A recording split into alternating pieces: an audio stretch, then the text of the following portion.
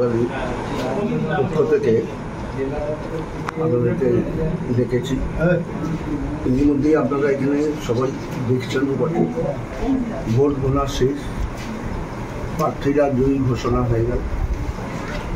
তারপরে আবার কাউন্টিংয়ের 1 ঘন্টা পরে, যেহেতু তৃণমূল 15টা পেয়েছে আর সমস্ত বিরোধী মিলে 16টা পেয়েছে, তার বিরোধীরাই ভোট গঠন করবে, ওদের দরকার একটা, তার জন্য এই রিকাউন্টিংয়ের ব্যবস্থা ওরা করতে চাইছে এবং তাও কত লেট আসছে করবে। এই অবস্থায় আমাদের প্রার্থীরা সেখানে আটকে বসে আছে। আমরা রিকাউন্ট চাই না, কারণ ইতিমধ্যেই বহু জায়গাতে 1 ভোট 2 ভোটের ব্যবধানে জয় পরাজয় নির্ধারিত। এবং সত্ত্বেও সেখানে যা ভোট কাউন্টিং প্রসেস যা জলের মতো পরিষ্কার ছিল, তা সত্ত্বেও আজকে এই পরিস্থিতির সৃষ্টি করলা বৃত্তি কেন্দ্র করে দিয়েছে। নির্বাচন আমরা লড়েছিলাম কিছু অংশে সমবায় মঞ্চ করে আর কিছু অংশে রাজনৈতিক দল। এই অবস্থায় দাঁড়িয়ে তৃণমূলের এই পরাজয় তারা মেনে নিতে পারছে না, যার জন্য এই রিকাউন্টিং করে আমি অন্ধকার নেমে এসেছি।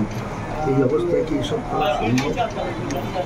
আমরা আপনাদের মাধ্যমে দেশবাসীকে জানাতে চাই যে আমরা এই জায়গায় কীভাবে গণতন্ত্রকে রক্ষা করি। আপনারা এখন কি চাইছেন?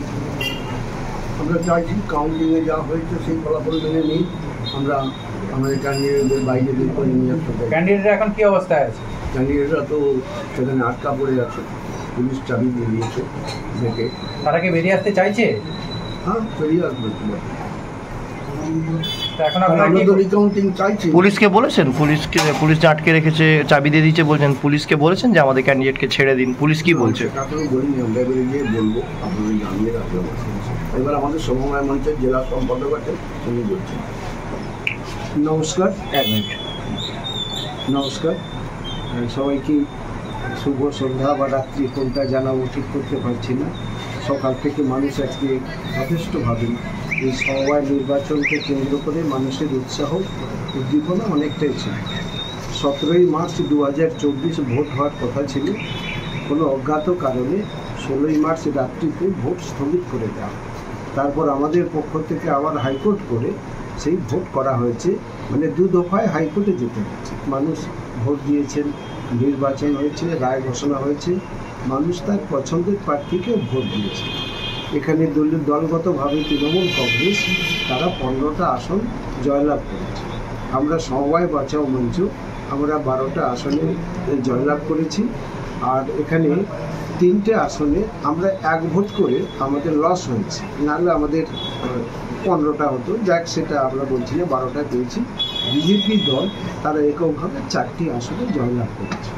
বোর ভবিষ্যতে কাদের হবে কাদের হবে না সেটা পরবর্তীকালে আইনগত বিষয়, আইনের মাধ্যমে ঠিক হোক আমরা চাই। আপনাদের মাধ্যমেও সমস্ত প্রশাসন থেকে আরম্ভ করে বিভিন্ন জায়গায় মানুষের কাছে, যারা শুভবুদ্ধি সম্পন্ন মানুষ, যারা সমবায়কে ভালোবাসেন, তাদের কাছেই বার্তা দিতে চাই।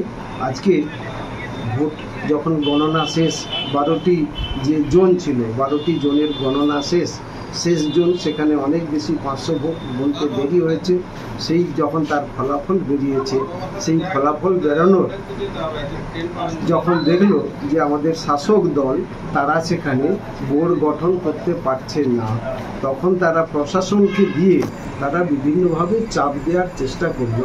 এমনকি এখানে সিআই থেকে, ওসি থেকে, ব্লক স্তরের বিভিন্ন আধিকারিক সবাই যে এখানে একটা কিছু করে দিতে হবে।